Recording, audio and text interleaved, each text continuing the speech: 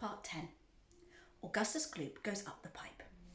When Mr. Wonka turned round and saw Augustus Gloop was doing, he cried out, "Oh no, please, Augustus, please, I beg you not to touch that. My chocolate must be untouched by human hands." "Augustus!" cried out Mrs. Gloop. "Didn't you hear what the man said? Come away from the river at once." "This stuff is fabulous," said Augustus, taking not the slightest notice of his mother or Mr. Wonka. "Gosh, I needed a bucket to drink it properly." "Augustus," cried Mr. Wonka, hopping up and down and waggling his stick in the air, you must come away. You're dirtying the chocolate." "Augustus!" cried Mrs. Gloop. "Augustus!" cried Mr. Gloop. But Augustus was deaf to everything, except for the call of his enormous stomach. He was now lying full length on the ground with his head far out over the river, lapping up the chocolate like a dog. "Augustus!" shouted Mrs. Gloop. "You'll be giving the nasty cold of yours to about 1,000,000 people all over the country." "Be careful, Augustus," shouted Mr. Gloop. "You're leaning out too far out." Mr. Gloop was absolutely right. For suddenly there was a shriek, and then a splash, and then into the river went Augustus Gloop, and in 1 second he had disappeared under the brown surface. "Save him!" screamed Mrs. Gloop, going white in the face and waving her umbrella about. "He'll drown! He can't swim a yard! Save him! Save him!" "Good heavens, woman," said Mr. Gloop. "I'm not diving in there. I've got my best suit on." Augustus Gloop came up to the surface, painted brown with chocolate. "Help! Help! Help!" he cried. "Fish me out!" "Don't just stand there!" Mrs. Gloop screamed at Mr. Gloop. "Do something!" I am doing something," said Mr. Gloop, who was now taking off his jacket and getting ready to dive into the chocolate. But while he was doing this, the wretched boy was being sucked closer and closer towards the mouth of the great pipes that was dangling down over the river. Then, all at once, the powerful suction took hold of him completely, and he was pulled under the surface, and then into the mouth of the pipe. The crowd on the river bank waited breathlessly to see where he would come out. "There he goes!" somebody shouted, pointing upwards. And sure enough, because the pipe was made of glass, Augustus Gloop could be clearly seen shooting up inside it, headfirst like a tornado. "Help! Murder! Police!" shouted Mrs. Gloop. "Augustus, come back at once! Where are you going?" "It's a wonder for me," said Mr. Gloop, "how the pipe is big enough for him to go through it." "It isn't big enough," said Charlie Bucket. "Oh dear, look, he's slowing down." "So he is," said Grandpa Joe.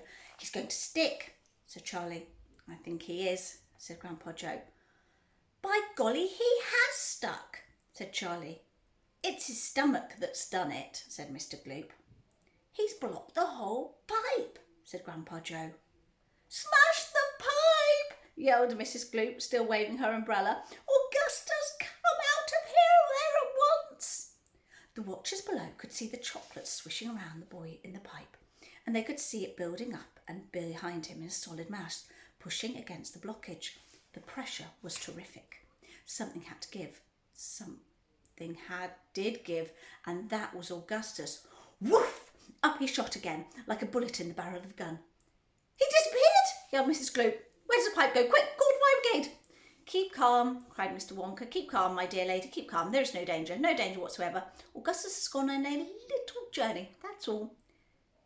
A most interesting little journey, but he'll come out of it just fine. Just wait and see." "How could he possibly be fine? He'll be made into marshmallows in seconds." "And impossible," cried Mr. Wonka. "Unthinkable, inconceivable, absurd. He could never be made into marshmallows." "Why is that?" I asked, shouted Mrs. Gloop. "Because the pipe doesn't go anywhere near it. That pipe, the one Augustus went up in, happens to be direct to the room where I made the most delicious kind of strawberry-flavoured chocolate-coated fudge." "Then he'll be made into a strawberry-flavoured chocolate-coated fudge!" screamed Mrs. Gloop. "My poor Augustus! They'll be selling by the pound all over the country tomorrow morning." "Quite right," said Mr. Gloop. "I know I'm right," said Mrs. Gloop. "It's beyond a joke," said Mr. Gloop. "Mr. Wonka doesn't seem to think so," cried Mrs. Gloop. "Just look at him. He's laughing his head off. How dare you laugh at that when my boy's gone up the pipe, you monster!" she squeaked, pointing her umbrella at Mr. Wonka, as though she was going to run him through. "You think it's a joke, do you?" You think that sucking my boy up into your fudge room like this is one big colossal joke? He'll be perfectly safe, said Mr. Wonka, giggling slightly. He'll be chocolate fudge, screamed Mrs. Gloop. Never, cried Mr. Wonka. Of course he will, shrieked Mrs. Gloop. I won't allow it, cried Mr. Wonka. And why not? Shrieked Mrs. Gloop. Because the taste would be terrible, said Mr. Wonka. Just imagine it, Augustus flavoured chocolate-coated Gloop. Nobody would buy it. They most certainly would, cried Mr. Gloop indignantly. I don't even want to think about it, shrieked Mrs. Gloop. Nor do I, said Mr. Wonka, and I do promise you, madam, that your darling boy is perfectly safe. If he's perfectly safe, then where is he? Snapped Mrs. Gloop. Lead him to me this instant. Mr. Wonka turned round and clicked his fingers sharply 3 times. Immediately an Oompa Loompa appeared, as if from nowhere, and stood beside him. The Oompa Loompa bowed, smiled, showing beautiful white teeth. His skin was rosy white, his long hair was golden brown, and the top of his head came just above the height of Mr. Wonka's knee. He wore an unusual deer skin slung over his shoulder. Now listen to me, said Mr. Wonka, looking down at the tiny man. I want you to take Mr. and Mrs. Gloop up to the fudge room and help them to find their son Augustus. He's just gone up the pipe. The Oompa Loompas took one look at Mrs. Gloop and exploded into peals of laughter. Oh, do be quiet, said Mr. Wonka. Control yourself, pull yourself together. Mrs. Gloop doesn't think it's funny at all. You could say that again, said Mrs. Gloop. Go straight to the fudge room, Mr. Wonka said, to the Oompa Loompa, and when you get there, take a long stick and start poking around inside the big chocolate mixing barrel. I'm almost certain you'll find him in there. But you better look sharp. You better have to hurry. If you leave him in the chocolate mixing barrel too long, it's liable to be poured into the fudge boiler. And that really would be a disaster, wouldn't it? My fudge would become quite uneatable. Mrs. Gloop let out a shriek of fury. I'm joking, said Mr. Wonka, giggling madly behind his beard. I didn't mean it. Forgive me. I'm so sorry. Goodbye, Mrs. Gloop. Goodbye, Mr. Gloop. Goodbye. See you later. As Mr. and Mrs. Gloop and their tiny escort hurried away, the 5 Oompa Loompas on the far side of the river suddenly began hopping and dancing about, beating wildly upon a number of very small drums. Augustus Gloop, they chanted. Augustus Gloop, Augustus Gloop, Augustus Gloop. Grandpa, cried Charlie, listen to them. Grandpa, what are they doing? Shh, whispered Grandpa Joe. I think they're going to sing us a song. Augustus Gloop, Augustus Gloop, the great big greedy nincompoop. How long that we could allow this beast to gorge and guzzle, feed and feast. Now, I'm just going to change the tune because I can't remember it. So, on everything he wanted to. Great Scott, it simply wouldn't do. How long this pig might live, we're positive he'd never give even the smallest bit of fun or happiness to everyone. So what can we do in cases such as this? We use the gentle touch, and carefully we take the brat and turn him into something that will give great pleasure to us all. A doll, for instance, or a ball, or marbles, or a rocking horse. But this revolting boy, of course, was so utterly vile, so greedy, foul and infantile. He left a most disgusting taste inside our mouths, and so, in haste, we chose a thing, come what may, would take the nasty taste away. Come on, we cried, the time is right to send him shooting up the pipe.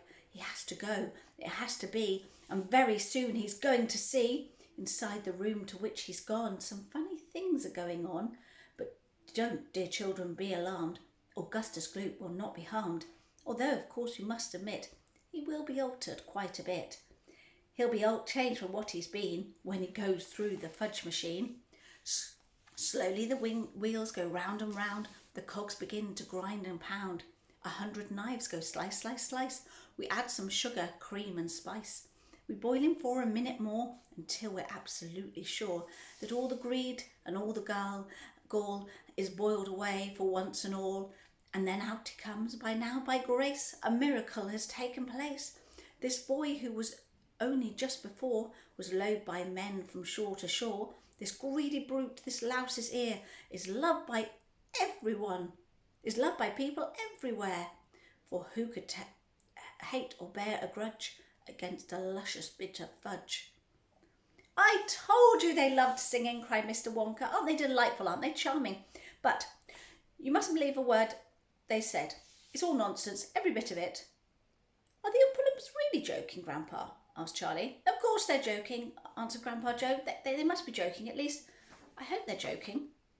Don't you?